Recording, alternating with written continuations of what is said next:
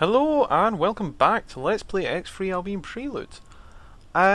This is going to be more kind of stitched together because of certain reasons. I want to get the prologue in before I end up actually doing the thing. So I'm going to hand over to my past self and my past self. Security, we got a 6. Okay. 6 on level 8 in the park.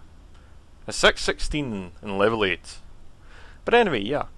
I'll see you in a little second and it'll all make sense soon, I hope. And if you want to find out where I got the actual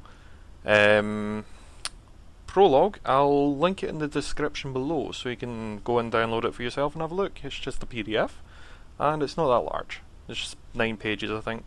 So yeah, see you in a wee second. Shady Business Prologue. Sector, Seoul. Year, 2942 EY. 77-2 NT. The John Frickel representative looked out with mild empathy as the relentless wind sent grit scraping across the thin Martian soil. Titanic scars from rogue terraformers still lingered across its wind-swept surface.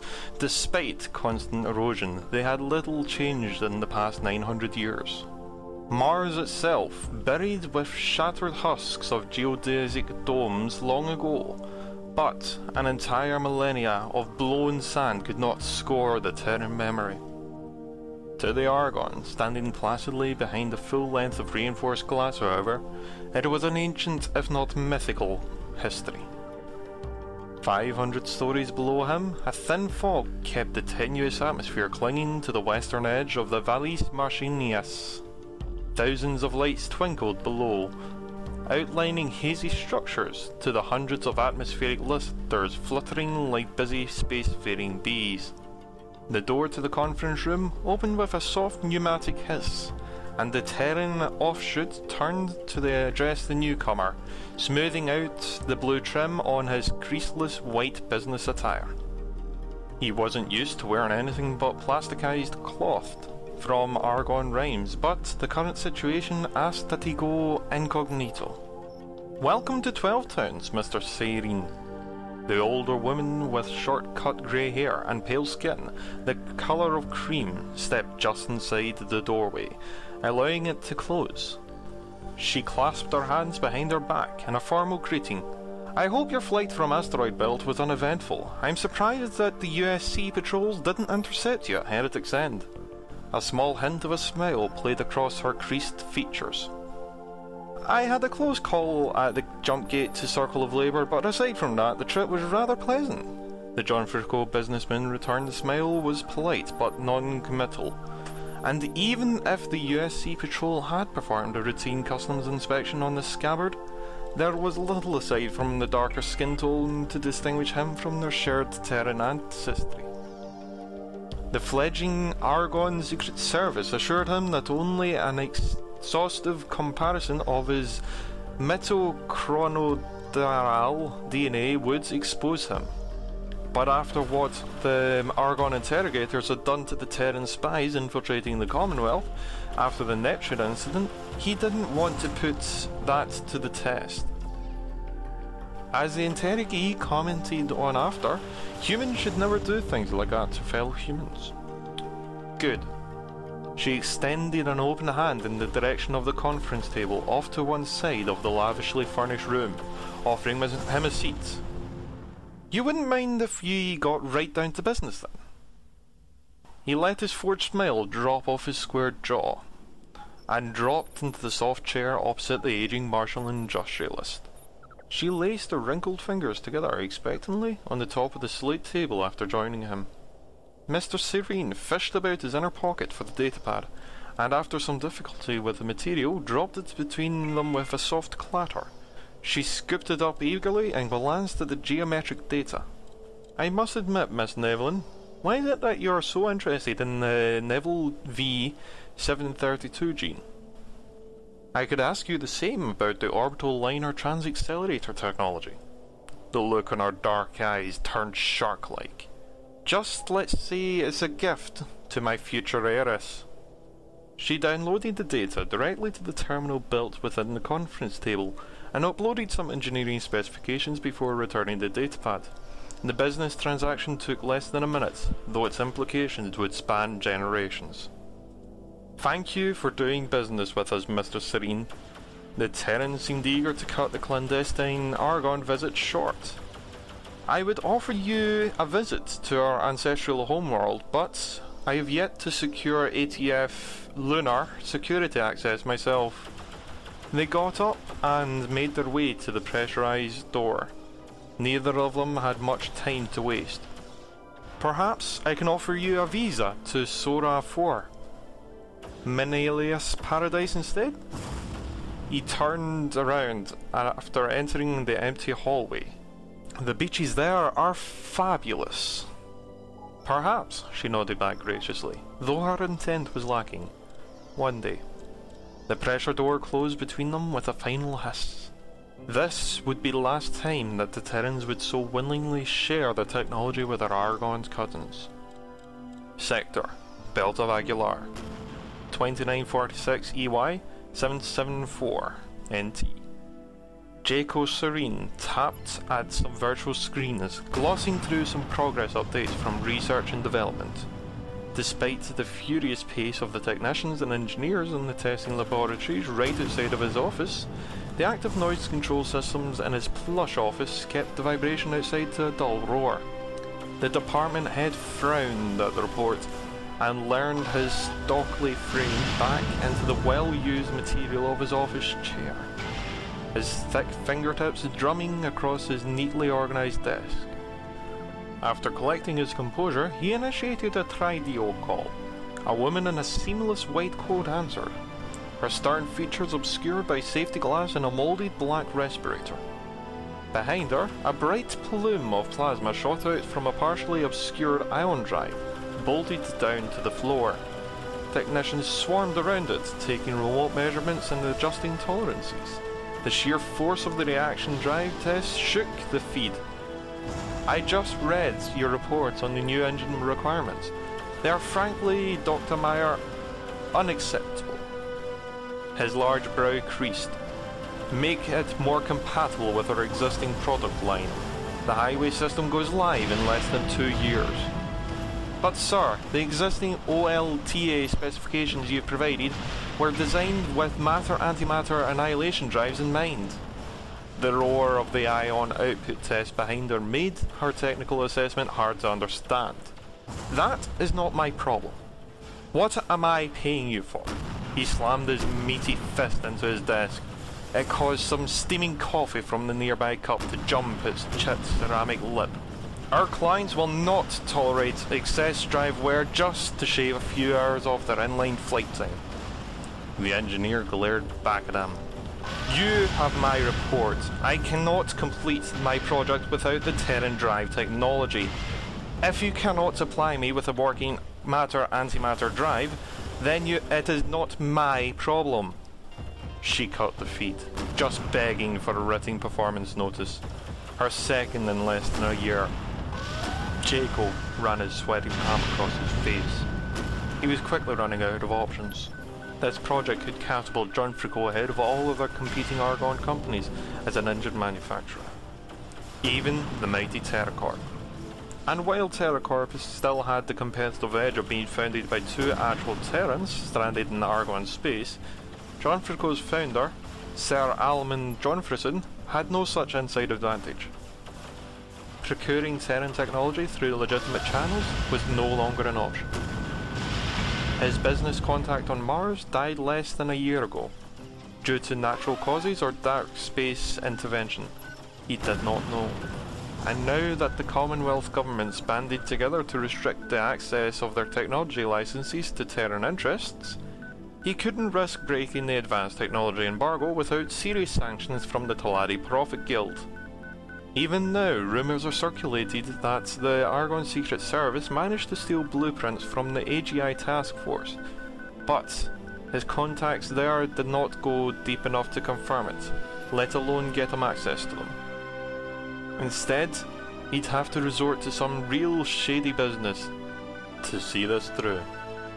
Jaco tapped some controls near the virtual terminal. The clear glass walls in his office polarised. All the security feeds monitoring his room ceased recording. As a final precaution, the executive took up and made double sure that the door's maglocks had engaged. He sank into the well-worn contours of his chair. Jekyll entered an encrypted passkey into his terminal. The Trido signal snaked its way through computer systems, chirping several times as it lost its way between the Millie-maintained network out in Sentinel's Badlands and his contact off doing questionable deeds at market value. It took several tries for his contact to pick up. A bald Argon with sunken eyes suddenly glared back at him. Chakuza, what do you want? Jaco always winced at how skinny the pirate was. The gleam bounced off his sickly pale skin did not do anything to improve his fleeting charm. Whatever band technology goods this braille contact peddled, it probably contained multiple carcinogens. Fisty, I need something. You and every soldier Husker in the set of Prime. Is this line even clear? Call back when I'm not hauling tampered chips for the edge, Becca. The feet bounced a little as something jostled the pirate's cramped cockpit. He cursed something unintelligible as the proximity klaxons wailed off. For all Jekyll knew, Leo had just sideswiped an asteroid while evading pirate custom interceptors. Look, I will triple my usual offer, just hear me out. For triple the usual, I'll just hear you out. Leo jammed on his flight controls for a minute, and the feed tilted crazily. Off to one side, Jekyll thought he saw the distant flash of a squash mine explosion. Its shockwave rattled the Yaki military transporter. You want more than that? So do I. Leo righted his Chukaro, a rapacious grin accompanying an obscene gesture he flew his previous pursuers. Jekyll caught a glimpse of a faded ritual Irizumi running up Leo's arm. I need you to put out some inquiries. Figure out someone who works with matter-antimatter annihilation reactions, preferably their use in propulsion. It's fringe technology, but someone as unstable as you should know a few crackpots willing to play with the stuff. The paper pusher picked up his cup and brought it to his lips. Sounds dangerous.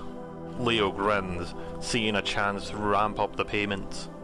Jaco found it surprising that Leo had still had all his teeth.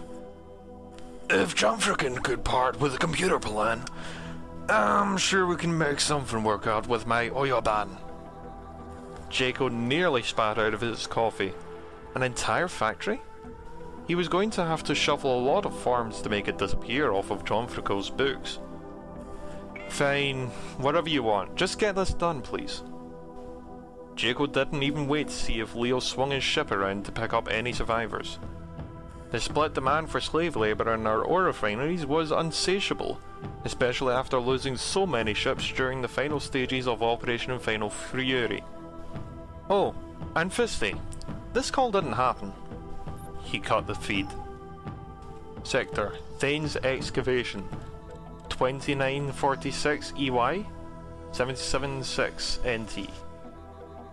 Fui Katik looked at the steady stream of procedural requests, and for the 5th time that day, this brilliant bureaucrat wished he could simply vaporize them with a disintegrator rifle. Instead, he got up from his console and paced back and forth in front of the curved viewport.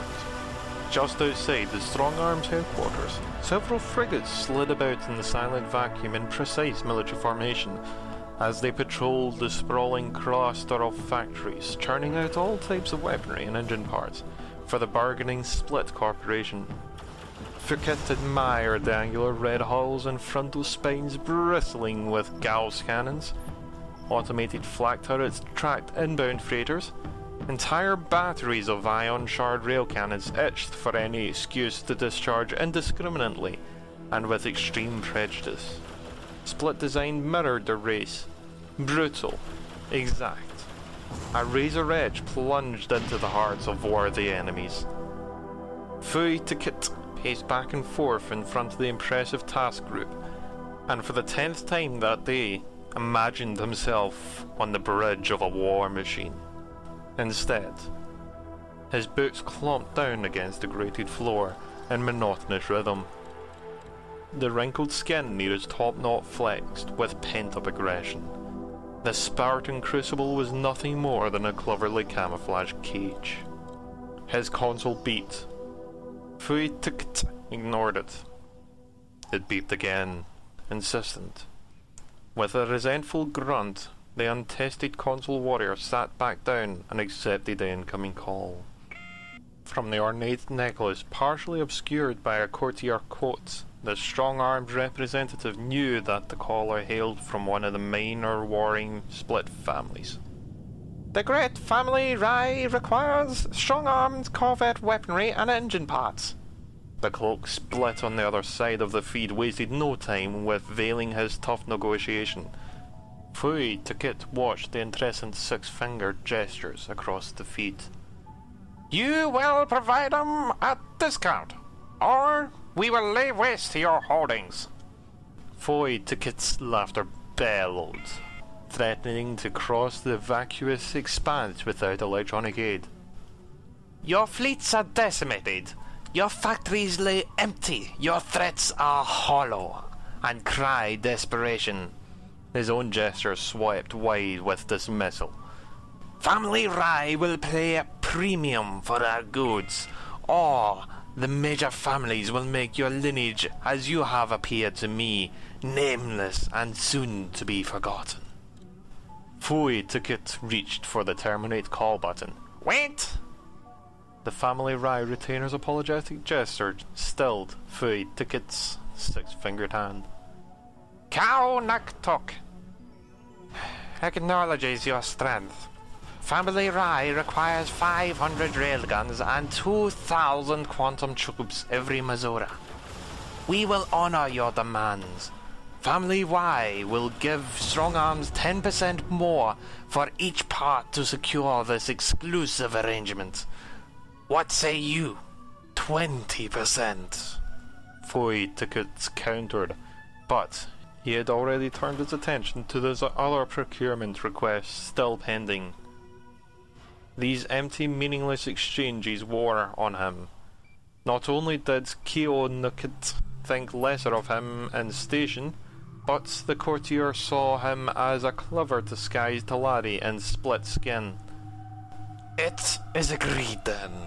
Together we will crush our enemies before our combined might. Kaung didn't even bother giving the customary farewell gesture before ending the call. If Fui Tikit had garnered any honour, such a blatant scorn would have tarnished it. Still, what glory could come from supplying puny weaponry and engine parts? His wrinkled brow furrowed in deep thought. Yes, this contract would mean competing with the inferior Argon Corporation, John Fricko. It may only be a trade war, but if circumstances forced him to, Fui Tikit would slice his foes down with 1,000 paper cuts. History proved competition for resources spurred some of the greatest conflicts. Fui Tikit got back up from his Aestar metal chair and made his way back to the viewport. His arms folded across his puffed out chest. Operation Final Fury was one such conflict. Led by the revered Ronkar General Feinok Stikit, Commonwealth forces expelled the bug-like Kach from known space, though it had come at a high price. The final battles had decimated many of the major split families' fleets. Ronkar, Tyr, Zyrath, Najine. With no Kach left to fight, the Xenon, a soulless foe, and the Split did not enter the New Terran or Argon conflict on border sectors of Heretic's End and Circle of Labour. Instead, they turned to their old habits on petty squabblings. Family Reich's expansion into the conquested Boron sectors near Ronkar's Trail meant strong demand on Strong Arms goods. Strong Arms would sit in the background and grow stronger, while the other families skirmished to keep the Family Rai from expanding their territorial and military might. Perhaps one day corporate logos would grow to be more important than family names, and when that happened, Fui Tikit's name would be one spoken in legend. For the first time that day, Fui Tikit smiled. Sector, Family Rai, 2948 EY, 778 NT. With some hesitation, Mr. Serene sipped the blue-green drink in his commemorative glass. It tasted of brine, but not unpleasantly so.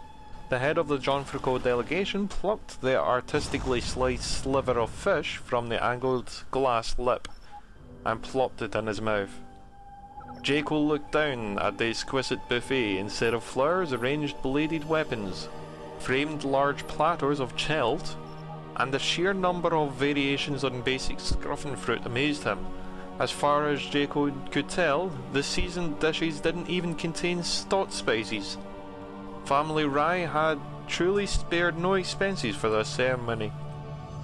And with string after string of military gains and sector annexes over the past 2 years, Rye could certainly afford it too. He let the other members in his delegation mingle with the splits in attendance while he made his way over to Leo in the gambling hall. The Argon executive moved through the packed party with some difficulty. Just about every family sent representatives to General Chai Tsikt's wedding. Despite their bickering, all families that came to pay respect to the general's impressive military victories against the Xenon, Kach, and those more recent. A pair of strong-armed guards stopped Jaco before he entered the dimly lit hall. They checked every cunning Argon in case he sneaked in with metal utensils from the buffet to use as weapons if his luck ran out at the roulette. To be fair, most other race sectors' law enforcement consider split cutlery contraband. The gambling hall didn't sport the same amount of flash or glitter as a Talari casino, but it was one of the few forms of split recreation that didn't involve the need for an organ transplant afterwards. Jaco stepped in beside Leo standing by the massive roulette wheel. It twirled about where carved ornate spines catching what little light came from the embedded ceiling lights. The split, not accustomed to relying on luck alone, integrated the measure of skill into their version. As the wheel spun about, the segments along the outer wheel changed colours depending on the series of glyphs that passed it. The wheel's rotational speed and glyph set changed each game. Only a few attending splits seemed interested in the game of fancy. Most watched a live gawk fight in the adjacent hall, forming a tight triangle with the buffet hall. Jaco looked around the gambling table to the other patrons. The wild reptilian eyes of the Navidium Mining and Manufacturing Corporation representative seemed glued to the shifting colours of the spinning wheel's edge. He sported an Ardnu ranching hat complete with belt buckle, which amused Jaco for some odd reason. A cluster of cloaked paranoids stood off to one side, more interested in deconstructing the mathematical algorithm used to flip the colours than betting on the game itself. Boron would prefer not to be caught dead here. Leo waited for the rest of the small group to place their bets on the next outcome. The shifty Argon, whose formal John Fricot delegate attire seemed out of place, listened intently to the music coming in through one wireless earpiece. Instead of Neo-Ancient Japanese, or Argon Trade Tongue, as it is more commonly known, the singer spoke in clipped English, which Strong-Arm Split Security wasn't fluent in. It's green arrows lose. Don't be sucker. It's all backwards. I always bet on black. Once satisfied, Leo did not let the table attendant slide his ocular chips over to the black words R. As the tech scoundrel twisted around to talk to Jaco, the concealed bulge on his formal jacket pressed outward. The band device discreetly scanned the table for its current RPM settings and glyph set, computing the most likely outcome. He had set the device's probability accuracy to a meagre 90% in order to dupe the security's suspicions. Leo liked playing the odds, but that didn't mean he wouldn't pass up a chance to stack the odds in his favour. Get lost, Leo glared at Jaco. Can you see him off the winning here? When backwards R's came up, the attendant scooped Leo's winnings and pushed it over to the Yaki and John Fricot colours. You said you would be here. Jaco sipped his fish cocktail, trying to appear nonchalant under his jacket. He sweated bullets.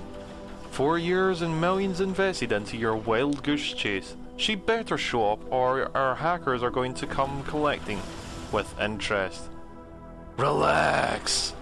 Leo placed a small bet on the next losing combination, just to throw the ever-watchful security cameras off further. The ISA sponsor is certain the bridal is the same gal we're looking for. She's a real whiz with engines. You'll get your expert. Leo went back to watching his bet, eyes boring holes into the felt surface of the table. The Yaki had been rigging games for years. The Interstellar Slipstream Association races in Freedom's Reach were no exception. The wedding should have started hours ago, Jacob grumbled.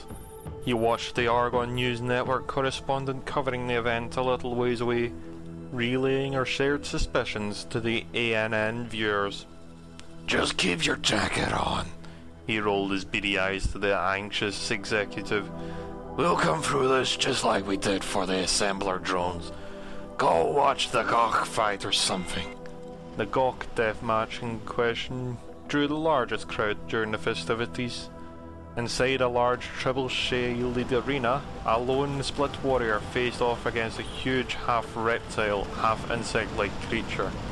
Its light green fluorescent chitinous scales shimmered under the floodlights as the beast scooted around the warrior, roaring alongside the crowd. A broad tail whipped back and forth. The cheering throng of spectators could not smell the putrid stench through the force shield, but admired its rows of sharp teeth and talons that could shred even Terran hull plating. Any warrior that survived one-on-one combat against a Gawk garnered more prestige. The less equipped the warrior, the greater the boon. Mo Tukit was one of the most famous deathmatchers, managing to kill his opponent with a small knife, and one of the Gawk's own broken claws. Mo Tukit's remaining limb can be seen sticking out of his last opponent's mouth, for a nominal 10 credit museum entrance fee. From the third standing row, Foy Tukit watched the split deathmatcher beat at the moth, swallowing him with his own severed arm. With a final gulp, the match was over. Foy Tukit looked at either side of the bloodthirsty crowd, bellowing their approval at his beautiful death. He did not quite understand the rites. What glory had he earned? It all seemed so wasteful. This inability to understand traditional split honour probably factored into his assignment as a strong arms procurement specialist. In the lull between fights, Foy Tukut heard something in his earpiece that stole his attention. There was some commotion over the strong arms security comm channel. After an exhaustive sweep, the ceremony's bridal could not be located. His pulse quickened. The strong-armed representative left his spot in the audience to be filled within seconds. He wedged his way towards General Shady Business' office.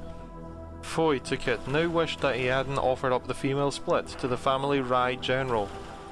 Through growing up as an orphan after a Kach raid, he fostered in a small-time salvage operation in family pride. Her knack with engines attracted the attention of Strong Arms some years ago. What better way to celebrate a new-found pact between Strong Arms and Family Rye than a symbolic marriage? Once he was out the Gawk hallway, Fightikut's trot turned into a fully-fledged run. The rest of security, once guarded the hallway entrances, fell in beside him. Jacob's earpiece turned to the John Frickle delegation channel, alerted him to the sudden change in security's movements. He elbowed the Yaki next to him and pointed out the mob rushing down one of the adjoining hallways to the General's office. Leo barely managed to have enough time to scoop up his winnings before taking off after Jaco. The two delegations converging more or less in front of the General's door. Foytikut and Serene stared at each other with a sudden realization they have competed for more than just contracts. A small contingent of strong-arm security popped out the General's office, exchanging a flurry of gestures and hectic words with Foytikut. Find her! Foytikut spat out, his fingers wide and tense. He pointed to the exits leading to the flight deck. Now! It took a few seconds for the order to sink into the security detail's fixed skulls before they dispersed like a flock of startled birds. He shot his rival a dark look before leaving. What was that all about? Leo scratched the back of his head. His ragged nails scraped against his greasy scalp in confusion. You and you! Jacob jabbed in the air in front of his two best hackers. Stay here and find out all you can about this bridal. I want to know where she is, what she is doing, and what side of the bed she gets out in the morning. Is that clear? The two disguised as delegates nodded and went right to work. The rest of you, tag behind the strong arms. I want to know their next move before they do. Understand? I'm going to head back to HQ. This whole situation is turning into a real clusterfuck. He turned around and stormed off to his personal phantom. What about me? Leo asked, tagging close by, not wanting to miss out on his continued payment. Just pray that we find her, Fisty, Jacob grumbled, for your own sake. Jacob left the Yaki at the elevator down to the flight deck. Leo stood there for a while, contemplating his next move. Afterwards, he cashed out his chips and made an innocuous call or two and took his sweet time making his own way down to the flight deck. The designated strong arms and John Furco landing slots were conspicuously empty. As he strapped himself into an Amon, he closed his eyes and listened to the deep thrum of his hybrid Argon Terran reactor warm-up. He loved this ship. A little present from his friends in the Argon Secret Service. Sure, he could have offered up the blueprints to John Furco, but the Braille wanted to make sure they kept the best toys for themselves. Besides, this little job with Serene was little more than a side contract. His real employer, Mr. Terran Popsicle himself, had his own agenda. When it suited him, Leo would snip his ties with John Furco and woo the split hothead with access to forbidden technology, both bleeding edge and ancient, designed to manipulate the stars themselves. Leo jammed the throttle forward. His prototype heavy fighter roared out the hangar and left a scorch zone on the flight deck's pristine paint job. Though he was a few minutes behind the others, he wasn't the legwork type of guy. The shrewd pirate let someone else handle the locating of the missing bridle. One missing bridle, 3 fractions, strong arms, John Furco, and Braille. The race against time has begun.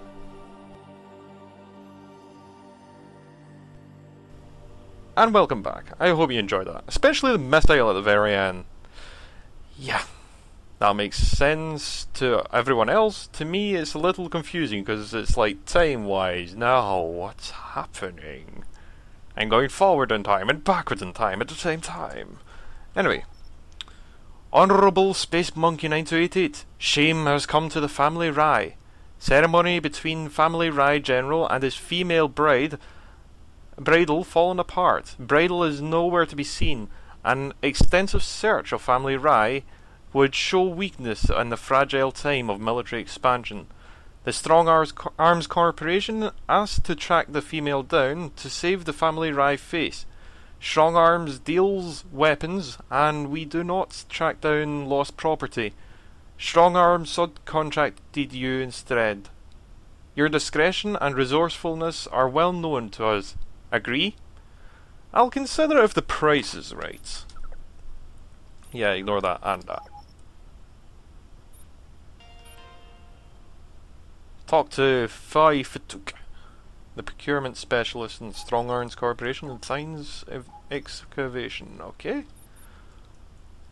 Oh yeah, did I talk to you already? Nope. Okay. Sorry, I'm just doing this quickly. Protection racket, money saver, reducing escorts in our convoy, blah blah blah.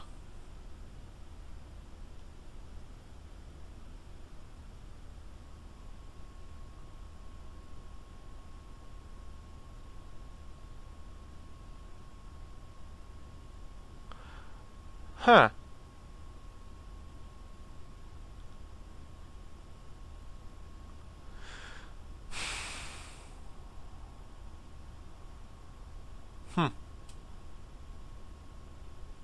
Personally, I would just up the patrols, but obviously we can't just do that, so accept protection, I guess. We'll put them on our payroll for a little. Unfortunately, I have a feeling they're going to try and steal money from us or something. Anyway, Where was it? Thines excavation. Ah, Thines abyss. Okay, 1 minute. Oh, that's all we got.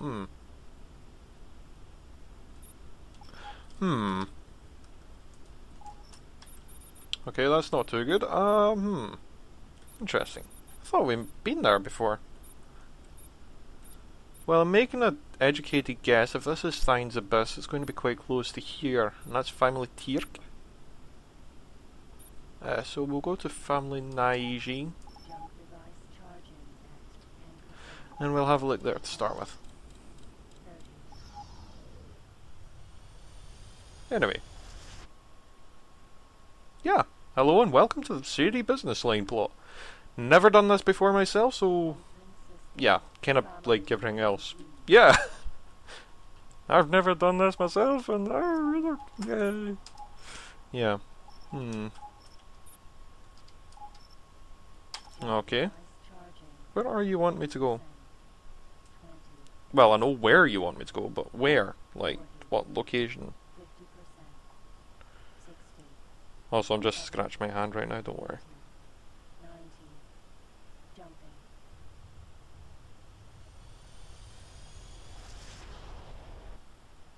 Oh yeah, also that's another thing I was going to say. I actually ended up dying twice by jumping into a sector with a capital ship right there. Literally happened twice to me. It's kind of bad, in my opinion. It's like, really? Type times, but hey.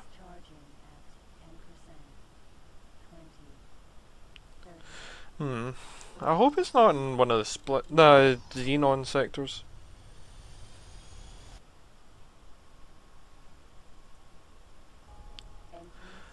Ah, good. But yeah, I just decided to continue on instead of actually restarting, because that would be wasteful, for lack of a better way of putting it. Oh, hello. Sorry. You're gonna die if you go that gate, you know. Just saying, you know, I'm being nice and friendly. Okay. So we're on the right tracks at least. Just do U-turn. Don't ever do that in a car, for example. Especially if it's right in the busy road. Kinda like that's in the busy gate, but we'll ignore that. Enter worlds. Right, Have we been to the other side? Sacred relic. Nah, I don't think we have. Sacred relic. Yes, we have. 9 Pontifexes, 9 Dukes, Cardinal. Okay. What if we go there? Will that be close enough for them to say, yeah, here you go? Sorry about this. I don't know why I thought it would have been up nearer the actual centre of the split races, but you know. So Pontifex's seclusion. We're to go to the south from here, but we've not got that. And south of here is Heaven's Assertion. Yeah, we've not got Heaven's Assertion. Is Heaven's Assertion a new sector? Anyway, we'll get Thor. And we'll travel there quickly. Navigation dock at military outpost, please.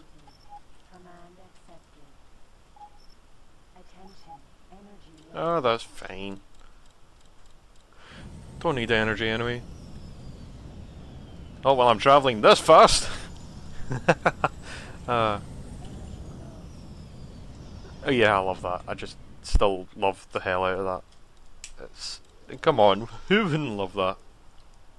Oh look, I'm travelling 452 meters per second, not anymore!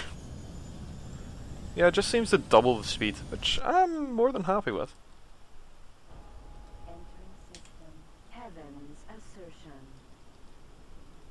So, I think we're getting close, at least I feel that we are. No, wrong one. There we go. Patriarch's conclusion. Okay, Patriarch's conclusion. Oh yes, now that we're here, I should actually read about this. Heaven's assertion. The priest Czar ordained the sector in clear understanding that the nearby Nova was seen by many to be a gateway to the higher dimensions. Deemed secure enough for strong agricultural mining operations, it also provided to be a gateway to the split expansion, and the means by which the curtail further boron growth. Huh. Paranid. Supply. Hercules. The Paranid ships always look very shiny. I know that the Argon ships are very industrial, but the Paranid ships are very shiny. They're very smooth and slick looking. They're kind of like really expensive cars in space. The Argon are like American muscle cars. The Boron are like Boron cars. Yes. Anyway, I'm not sure what to think of Boron ships, to be honest, personally. Are we going to Faded Dreams? Don't tell me we're going to Faded Dreams. Contorted dominion. Oh, okay, maybe not. Anyway, Patriarch's conclusion. One of the split's more remote core sectors with a moderate output of agricultural products. Military operations here serve as a base of building conflict in nearby sectors. Tension with the Boron is already high and set to escalate. Okay. So this place is just raring for war, basically. Oh, nice. There's heavy dragons. Oh, and the Pteranodon. Pteranodon. Pteranodon. That's actually the new one. The Pteranodon is one of the new warships. I think it's actually meant to be a mega destroyer. Emergency signal from Nathan's voyage. Using schematics. Oh. I'll have a look at it in a wee second. Actually, you know what? Oh, I don't have the thingy here. Never mind. I'll come back here. 10 minutes later, he forgets. Damn it!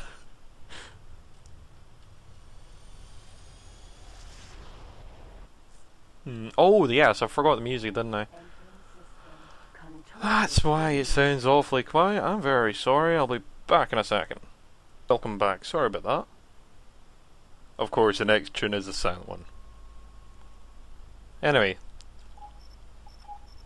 Contorted Dominion. No, yes, Contorted Dominion. The split have chosen to maintain this sector as little more than a trench upon which to launch further attacks against the Boron in nearby sectors. The Boron incursions are routine, as they struggle to regain control. There is little here that does not involve war or conquest. Sounds like a bloody sector. Mwah. Also, what the hell is that? Ship debris. Ah, that's a Boron ship. That's a Boron Ray, I believe. Could be wrong with that. But it looks like Boron Ray, at least. Anyway. I wonder how pain the cartel has actually went for us.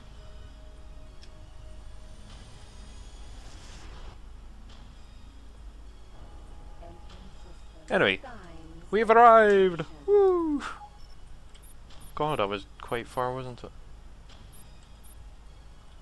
Where did I leave it? Heaven's Assertion, wasn't it? Nope, it wasn't there. I left it just before Heaven's Assertion, that's what it was. Follow me, I love how she's never even managed to get there. Cerberus There we are. I'll do. I'll more than do. Oh. Strong Arms HQ. That's stupidly powerful, that thing. Hmm. Oh yes, Thang's excavation. Holding the split Strong Arms HQ, Thang's sorry. Holding the Strong Arms HQ, Thang's excavation provides funds and resources for the ongoing conflict in Vale of Delusion. Naturally, it has extended its arms shipments wherever else they are needed. For the split, the price of war is never too high. Okay. Anyway, we'll just quickly dock. Come on. Emergency signal from Thought we were close enough. Voyage. Okay, so Nathan's Voyage wants us. I've never seen a large orbital weapons platform, only small. Successfully Wonder if those is a large one. Oh, disintegrator rifles. Cargo bay shielding. Oh. connection to local trading network established. Ion mine slaves, Terran EMP guns. Do I have EMP cannons? No, I don't think so. Have mass driver ammunition, not using that, so you can have that. Banshee missiles, tempting, but no. Yeah, they're not selling anything, they're only buying. Okay. That's fine with me. Right, so, just quickly, might as well, why not? Maybe I'll end up biting off more than I can chew. Doubt it. Anyway. Comms. Phi Fatuk, procurement specialist of the Strong Arm Split Corporation. So I hear you're short one bridle. If you don't mind me asking, what's a bridle? Ah, honoured split tradition. Split males are prone to fight. Split females are assigned to select the split for great honour. Custom selected by the first Primarch, Guy to Gult. Marriage tempers split thoughtfulness, thoughtless aggression. What's the female get out of it? She gains prestige. Sometimes acts as advisor, sometimes acts as tactician. Fajonye Tuxt Bridle influence some of the planning in Operation Final Fury. Split females are smart, shrewd. Good looking? Better than looking than you. The lost Split Bridle destabilized family Rye. You find her and let us know where she is at. We reward you, well, 5 million credits? Your offer angers me. Give me something worth fighting for. Spoken like a true warrior. Split appease. Strong Arms offers new ship designs as they develop. What do you say? Done and done. Ooh, nice. Speaking of ship designs, I was also given some ship designs. Please note that any space weed consumption aboard this station is against the law. Okay, so we got a mission there. Family Retainer and Family Rye. Okay. Actually, sorry about this, I'm gonna cough in a second. Oh, yes. That voice is a little painful. I'm trying to give him a voice, but damn it, why did I have to choose the most painful voice for him? Oof. Sorry about that.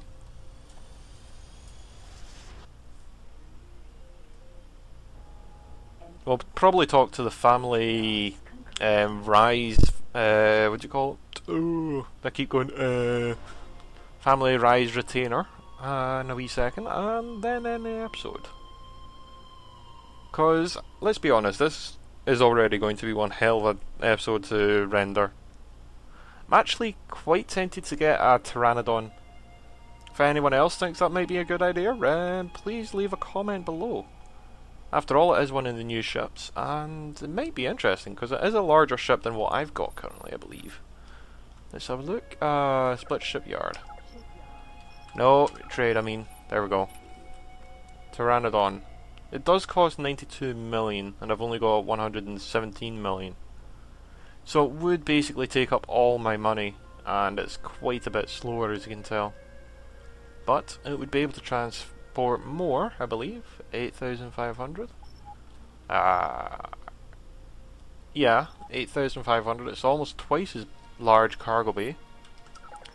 I'll find a way of filling that, don't worry. And let's see what else. Twice as large a cargo bay. Ship travels about half the speed. No, about a quarter of the speed, roughly. Turn rate, it doesn't really matter for a ship that size. 5.2 gigajoule shields, that's more than twice as much shielding as I have. I believe the maximum laser energy is also more than twice as much. And the hangar is 6 ships larger. Only 3 turrets though, which is a bit bizarre. Left, right and back. Okay, I understand why. So, yeah. It might take a bit to actually get her up to scratch and snuff, so to speak. But I think it may be interesting.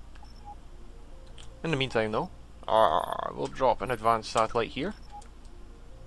I didn't drop it, did I? No.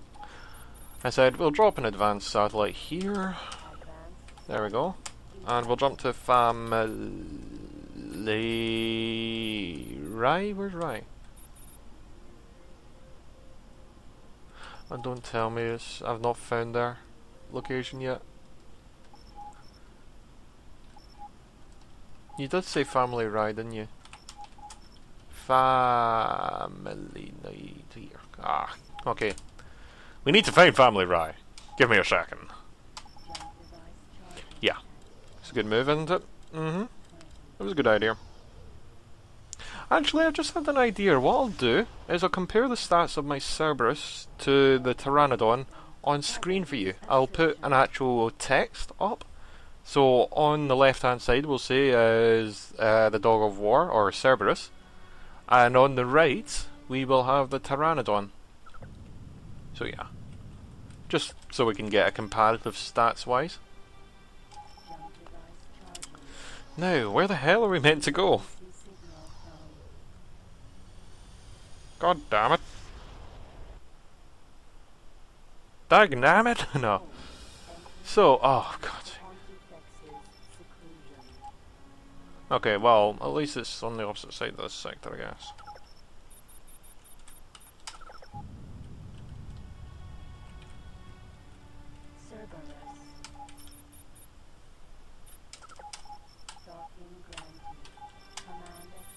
Move to position. Ah. Keep going, keep going, keep going. Oh god, no wonder it took so long. How far are we actually from the gate? 100 kilometers, no wonder. Okay, we'll just use that then. Oh, it's fine. We're almost across the sector already. There we go. I could go after them, but no real point. And if they attack my carrier, I've got another thing for them. So we're at Friar's Retreat. Oh yes, did we? Yeah, we talked about Thyne's excavation. Friar's Retreat. This sector is accompanied by one planet that the remains of its only moon. It is unknown how the moon was destroyed in this manner, but the fallout has caused the planet's atmosphere to become irradiated, leaving it deadly to all forms of life. When the Paranid moved in, they settled it. They set up a standard colony with basic resources. Hopefully, in time, more will be built. Okay, so where's this moon? Where is the shattered moon? I'm curious. There's the moon. It's not too bad. It's not the worst. If you've ever seen Shattered Horizon, that's a shattered moon. I mean, damn, is that moon shattered. Basically, the moon is actually so shattered it's created an asteroid belt around Earth. Yes, literally an asteroid belt around Earth. I may actually just do a quick video on that if anyone's interested, because it may be interesting. Anyway. Ah, nice serene music. Spring of Belief. Spring of Belief was originally a boron sector named Queen's Paradise. During an incident during a scientific experiment on the planet's surface, released vast amounts of radiation. Soon after, the local population started to die of a mysterious disease. When it was discovered the radiation was the cause, the boron government ordered an evacuation of the sector. Xenon fleets also tried to inhabit the sector, but the radiation affected their electronics systems on board their craft. As the radiation grew weaker, the Paranoid finally settled in the system and claimed it as their own. With the radiation now only a minor problem, the boron government has tried to reclaim the system, but the Paranoid government refuses to give up their tenure. Interesting. That's one hell of a strong radiation if, you know, the Xenon are complaining. I mean, damn. Also, why didn't they just design radiation cannons then? Or just some kind of radiation bomb? Sure, you'd have a huge fallout, it might spread quite far, but still, you're getting rid of the Xenon. The Xenon are a large threat. They replicate, they learn, and they adapt. So, get rid of them. Use that one weakness against them as much as possible. Doesn't matter if it spreads for, say, 2, maybe 3 light years. Just do it and get it over with. In my opinion. Oh, that's only my opinion. Priest's Refuge. Formed shortly after the claiming of the sector to the south, the sector was originally set up during originally set up as a monastery. It provided a place for passing priests to pray and hold quiet meditation. Military forces were virtually non-existent during the early settlements, leaving the monastery open to attack by raiding parties from the neighbouring pirate sectors. The priests held their position in the safety of the temple caverns for several days before the Paranoid managed to send the destroyer to protect its holy populace. The destroyer is now moved to the next sector to prevent such incursions into Paranoid territory. Heh. Interesting. That'll be what the solar power plant's all about. Speaking of which, how's my dog of war doing? I should really check that, shouldn't I? How's your energy cells going? 280. It's okay for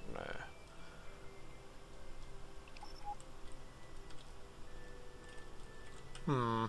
Trying to think though. Actually, you know what?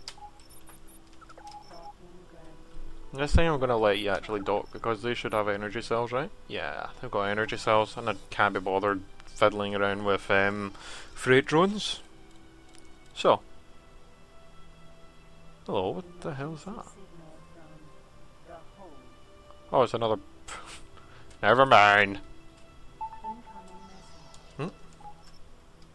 Oh, bugger off and deal with your own problems. Okay, anyway, I'll get to you soon. Anyway, how's the company doing? 69 again? Okay, still 69. Anyway.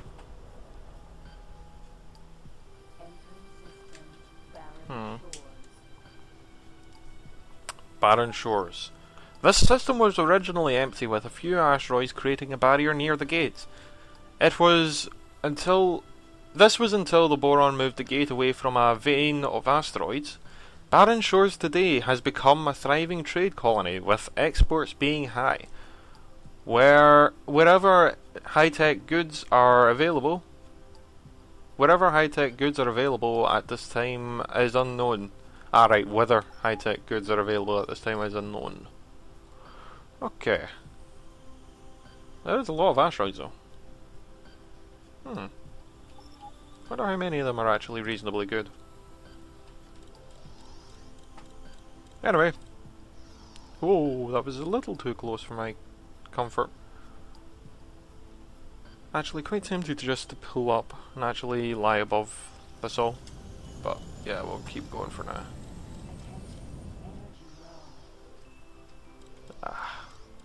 Hate it when it jerks that much. Well, we're a little bit closer anyway. So, what's the next sector? Oops. Reservoir of Tranquility. This is going to be another boron sector, I bet. Yes, we heard you for Tranquility. Yes, we heard. Reservoir of Tranquility, located near the giant star of Lahiral. This system is a source of strategic power for the boron. Being a border colony to the local split family, this sector acts as a crossroads for the other boron settlements, making it particularly important for passing trade. It is guarded by a lone destroyer with escorts, thus pirate activity here is minimal. Huh. Nice. Hey, you're doing a good job, I guess, if it's minimal. I mean, damn, they are going to even get people slipping through quite easily. Personally, I think they are going to spread themselves a bit thin with the amount of points they have to other races. Oh, and I'm on prototype. Oh, who's it piloted by? Actually, I wonder.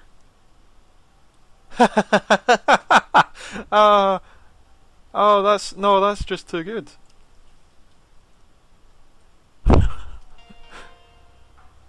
Oh right, I'm actually meant to talk to that guy. Cool. Oh, this is just too good. Oh man, yeah. Don't know what to say, just wow, this is too good to be true type thing. Anyway. Hey you! Space Monkey 928. Dockside Skullbutts says you're subcontracting for strong arms nowadays. How's that working for you? Yeah, I thought so. Swing by if you want a real offer. I forgot to do it in his voice. Yeah, we'll just ignore that for now though. Okay, well, what I'll do is I'll pull up beside you in the strangest possible voice. And we'll quickly read the information on the sector. Family Rye. The lesser family of Rye in the days before space colonization spent most of the time in Split Prime, using their knowledge for espionage and sabotage to plunder other Split family resources and claim them as their own, as salvage. Rye moved off-world to their own system when they became a powerful family after helping the family Ronkar in the battle against the old Primarch. This sector contains half of the family's assets in space trading, including their own carrier. Rye no longer focuses solely on espionage and has started to build up their own military. There is also rumours that local bars are hidden gates and what? There are also rumours in the local bars of a hidden gate in or near the system. Ooh, shiny. A hidden gate, you say? Okay, sure. Okay, I don't know, maybe look out for that later. But anyway. Oh, you definitely look shady. Yes, I heard you have a business proposition for me. You know that AWOL bridle? I'll triple whatever Carrot Head is offering you if you tell us where she is hold first. Sounds easy enough. A little too easy. Yeah, it's that easy. I'll think about it. No Hmm. aim. Rascal. Talk to Cal and Nitak. Split. Start Hmm. exchange. Just trying to think. Who should I really side with?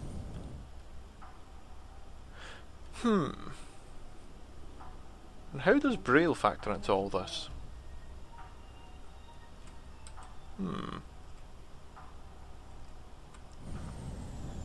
Well, anyway, we'll talk to the head representative of the family Rye, and we'll probably end the episode there. Just curious. Just curious. Does that actually tell me anything? I remember thinking that it used to, but nah, I don't think it does.